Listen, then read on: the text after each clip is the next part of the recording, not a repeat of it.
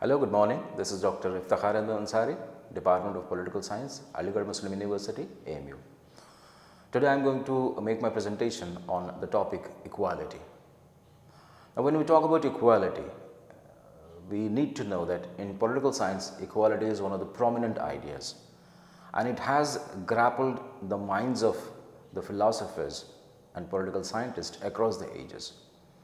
Right from the days of Aristotle down to the present modern age, we find the concept of equality being used to provide a certain concession to those who are deprived of this equality. Now, even the French Revolution that we talk about in 1789, it also talked about the rights of equality of individuals, equality, liberty, liberty, equality and fraternity. That's what the slogan was. So, basically when we talk about equality, it depicts the depressed condition or the condition of society in general. So, it is a voice of a suppressed class. They are the ones, it is believed, are the ones who are voicing their concern and they demanding justice. So, equality becomes a voice of the depressed and poor people as well. So, they are basically demanding for their unequal treatment or unjust laws or whatever is framed which they feel is impinging upon their liberty, and or because of liberty, if their the concept of equality is compromised, they are the ones who try to raise the voice for equality. Now, equality and liberty, it is believed that cannot go together, because when the laissez-faire economists and political scientists, when they talked about the minimal state and they gave the concept, so they were talking about the liberty, but as a result of that liberty, the amount of exploitation and oppression that it caused to the general masses working in industries at that time, that demanded equality of not just treatment, but equality of sharing the profits and the sharing the better living conditions which the dominant, the propertied class came to have. So, it is pertinent to understand here, to gain proper understanding the relation between the two, that is liberty and the equality, whether they are complementary or contradictory to each other. So, we move on to the idea of equality, this concept. So, the line of argument is, however, based on the distorted concept of liberty. Now, freedom in society can serve as a valid rule only when it is interpreted as equal freedom for all, or not otherwise. So, absolute liberty will only result in the liberty of the strong, the clever, to oppress the weak and the simple. Now, if liberty is not to denigrate into license, it must be qualified by equality.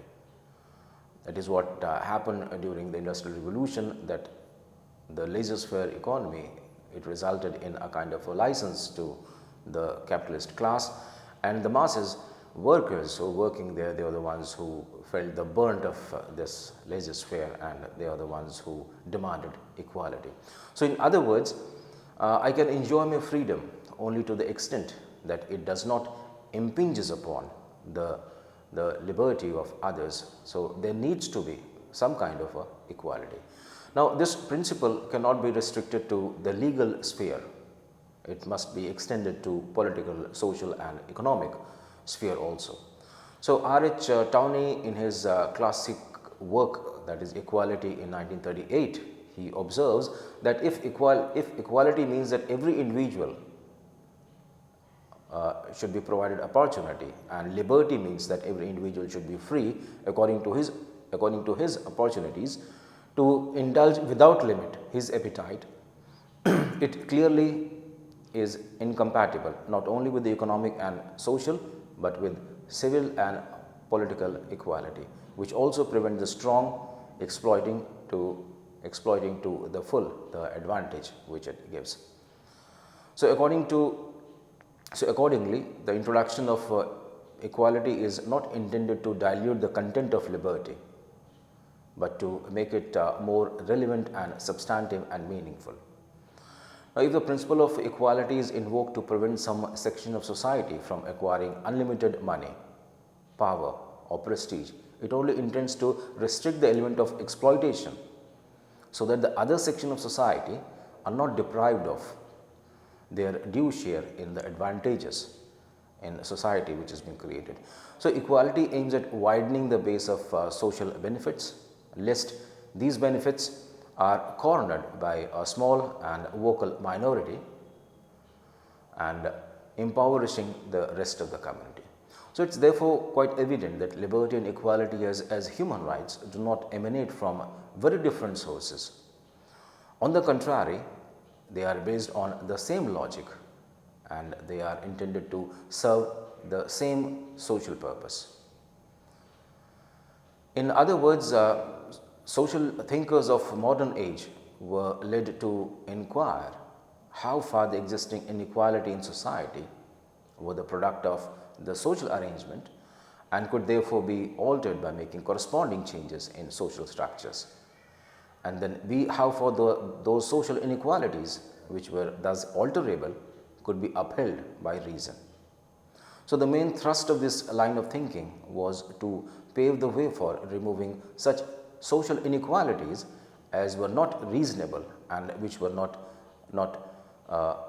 which were also removable by human efforts. So, equality achieves a certain ends, and by doing so it augments its moral appeal and its separate standing as an autonomous value.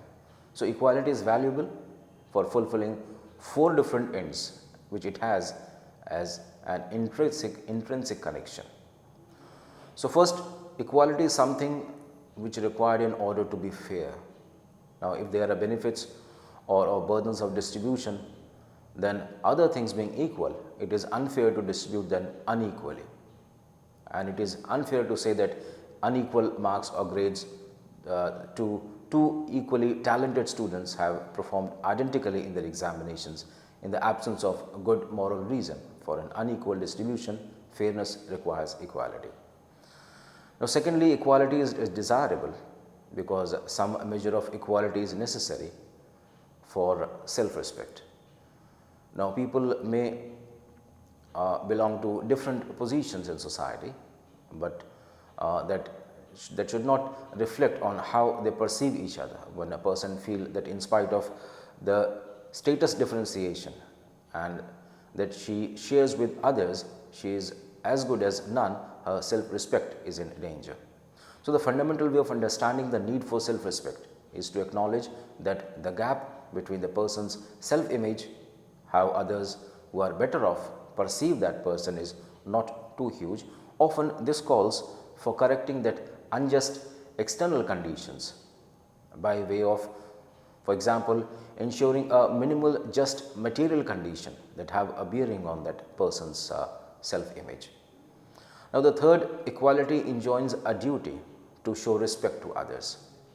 Now, the ability to possess the self-respect is not the only thing that matters, but how one treats others, that is also equally important. So, showing equal respect implies recognizing that all people have capacity to deliberate for themselves and to engage in activities and relationships that are considered intrinsically valuable. And finally, equality is necessary to foster fraternity. So, conditions of equality induce some measure of solidarity among inhabitants of a society by way of removing certain systematic barriers or systemic barriers to social togetherness and their social mutual intercourse. So, most commuters who are travelling in public transport, they do not worry much about the religious affiliation or the caste or other identity of the fellow traveller. So, across the caste and communal divide, people join hands to fight various forms of injustice. Now, this is possible because we believe in the idea of equality.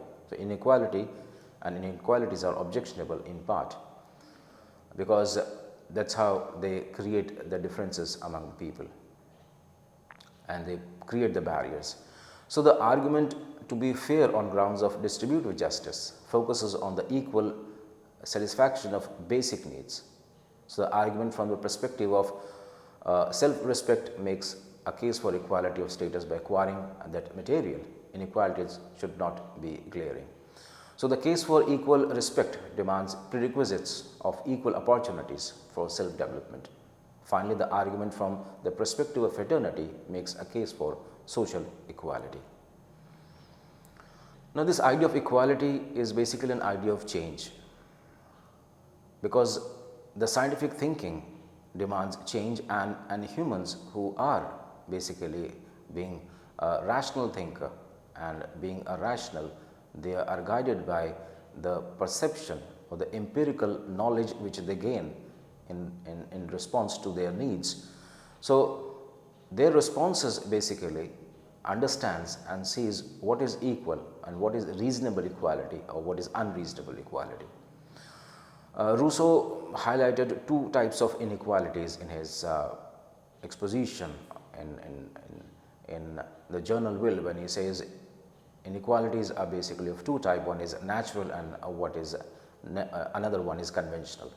So, natural inequality is almost a statement of fact when it is said like, by nature individuals are created with different capacities and they have different their features, physical features are different, and they also have different kind of understanding and their language, their voice, their eyesight, I mean all the faculty that they inherit from nature, it is different. So, this inequality is natural, and conventional inequality is the one which is created by different treatment to people on the basis of the privileges which they enjoy in society.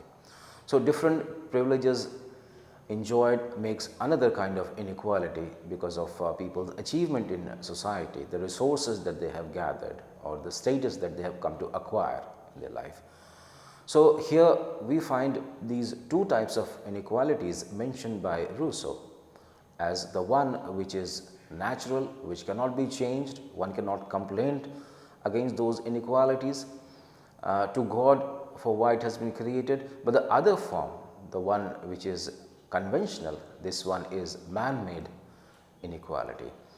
Now, this inequality is structured as per the concept of social justice or the consciousness of the people which have guided that concept of justice in the society, and that has created the inequality in society.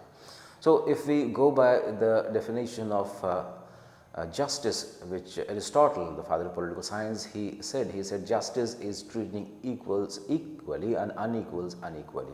So, he basically believed in the inequality in the treatment and maintaining that inequality in society to be just. So, the concept of social justice that one has in different societies, that is basically responsible for the concept of equality which they have in their society. So, that was the reason why slavery was justified in ancient medieval period, but in modern age we do not subscribe to that idea of slavery, because our consciousness has grown out of that mentality or that consciousness where the slavery was considered justified. So, the social distinction basically in modern age we believe, if whatever distinctions we have or make in society, it needs to be based on utility of that thing.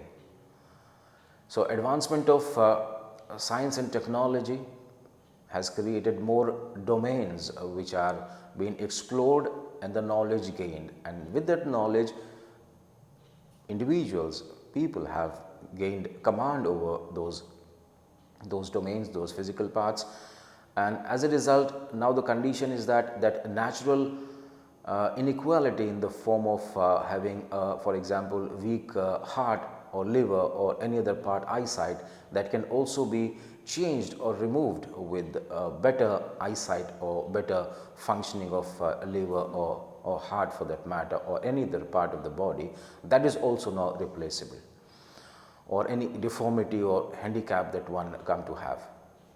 But then the availability of means or the resources to purchase or to gain control over these technology, and then the facilities which are in that are generated, that also depends on the socio-economic status of an individual. So, finally, the socio-economic status, that is the inequality in which we need to understand the concept.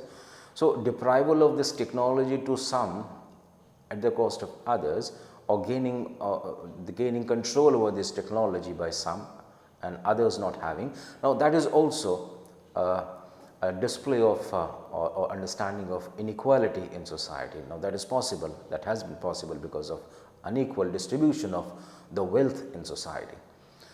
So as long as differences are made in unequal treatment among the individuals, there is no objection in doing that. Like if an individual happens to be physically weak or socially deprived, and concessions are made for providing them those benefits which they want on the basis of the weakness that they have, that is justified to some extent. Like if you talk about in modern age, the reservation that has been given, or the governments which are providing certain form of reforms or certain form of policy measures which are for the benefit of the poor, if they are reasonably and rationally made, that is not objectionable, that can be allowed, but the condition is that has to be based on some logic.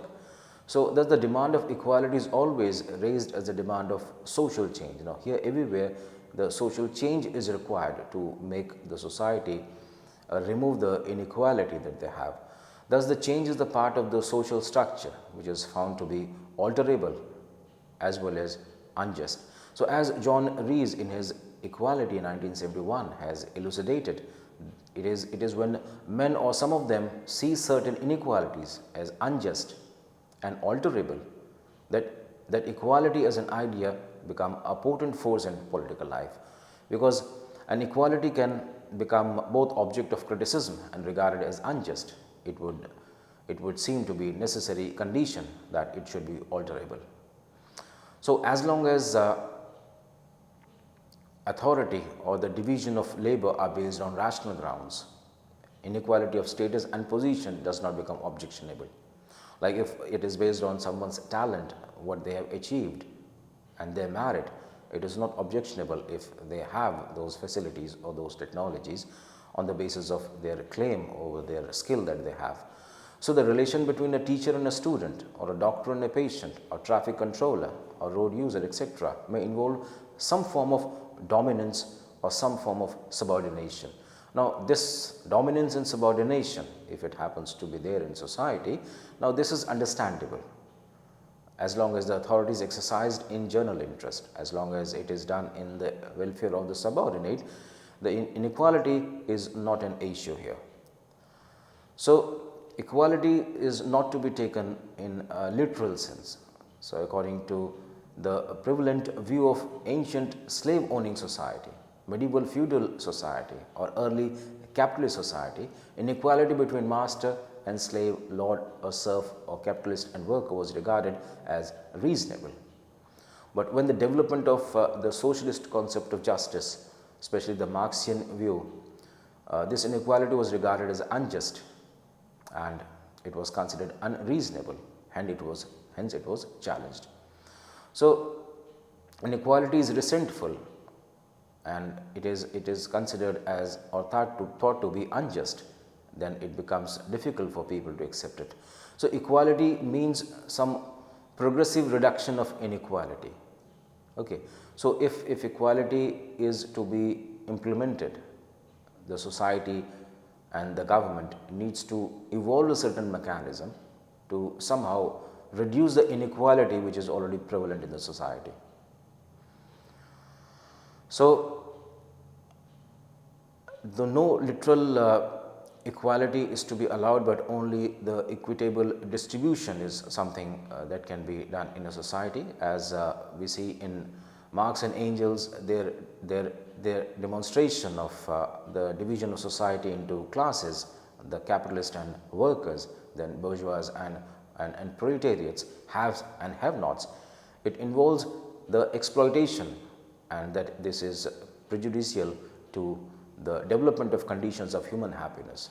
So the idea of equality does not contemplate that all material goods or entire national income or all educational opportunities that are available in society should be equally distributed among all the members, But what it rather means is that men are different in their physical and mental capacities and should be given equal opportunity for the development of their personal qualities and capabilities in the shape of material goods, comfort, education, training, etc. So that is what equality aims at. It's not the literal, but it is a proportional or equitable distribution that is fair enough.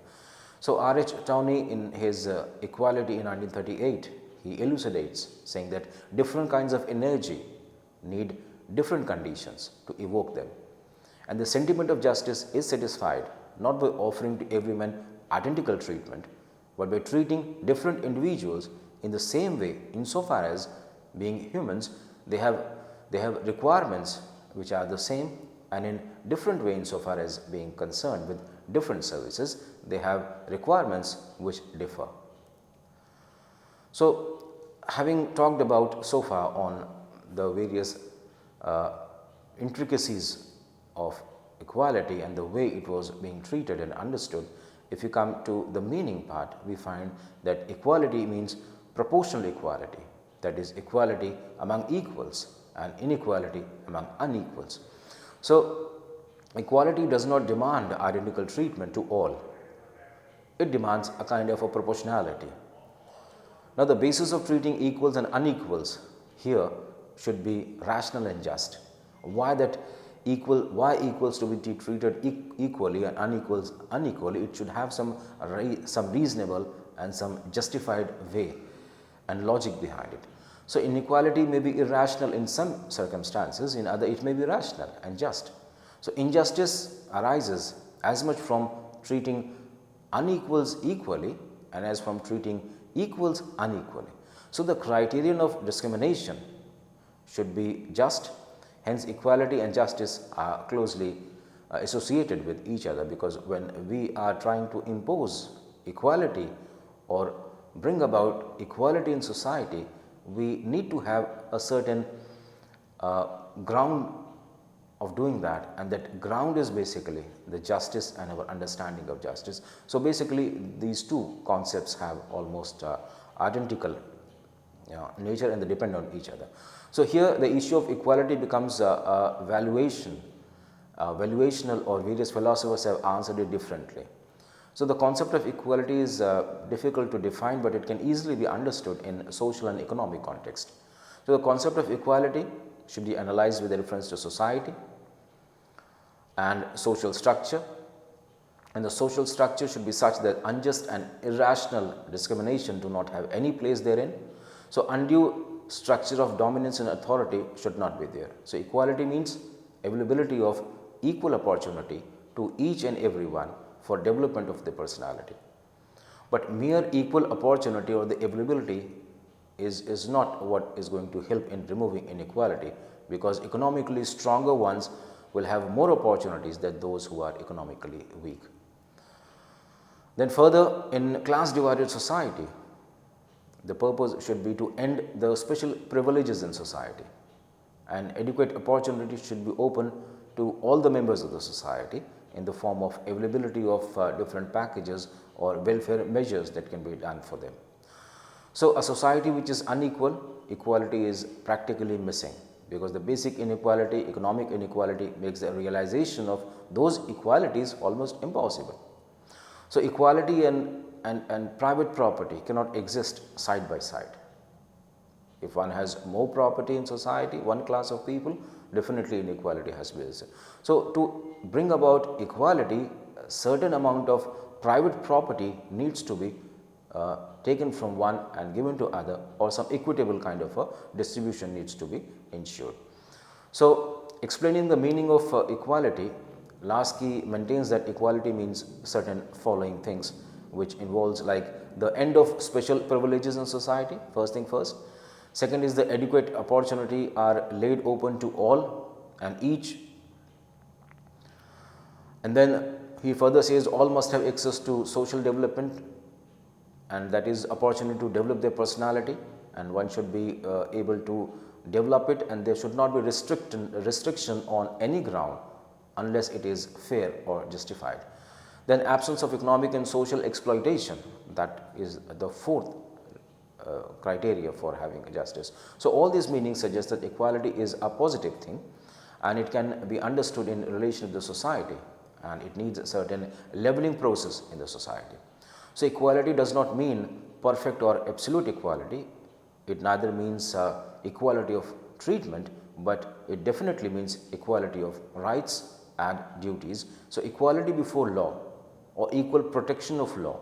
So, absence of exploitation, social or economic, absence of economic inequality, that is abolition of private property, are preconditions for any kind of equality in society. So, when we say equality, I mean there need to be a reason, I mean or and some purpose for doing that, why it has to be done. So, first utilitarians say like it is for the reason of the welfare, because according to classical utilitarian thinking as espoused by Gemini Bentham, welfare refers to the happiness, which is understood as something, the net balance of pleasure over pain that the individual experiences. So, according to this view, assessing how well off someone is in life, we should look at how happy he or she is. Or another purpose could be here the resources. So, the resourcist view of equality or resource egalitarianism is most expressly identified with the view of John Rawls, then Eric Rogowski. So, equality of resources, what they say is that a distributional scheme which treats people as equals, and when it distributes or transfers, there is no further transfer, would leave their share of equal resources more equal, it is almost equal. Then there is another one who consider equality of capabilities. I mean, what is the purpose of equality? What is the need for bringing equality in society? They say it's the capacities. So, here economist Amartya Sen, he pioneers the idea that distributional equality should concern itself with equalizing people's capabilities instead of emphasizing on resources or incomes. Then there has to be discrimination, it needs to have a rational ground. So, we can safely say that it depends, all discrimination depends on certain reason. One is the special case of need, it has to be need based, like in society if there are certain section of people who need any kind of equality of treatment because of their unequal status, like in the case of India we can see the SC/ST reservations which are given and provided to them, it was premised on their need, and the need was basically that they have been deprived all these years for their conditions for betterment of their life in the form of jobs, in the form of education. So, they need to be given that. So, here it is need based reservation that has been given, and also it can be given as a special provision or special reward for excellence to other section. So, these are the two means, a simple formula. So, each case would provide needs to be understood what exactly it means. So, need is apportioning liability or concessions, example progressive taxes at times imposed on the class which has acquired more, and those taxes, progressive taxes, take the money from them and spend on those section which do not have that.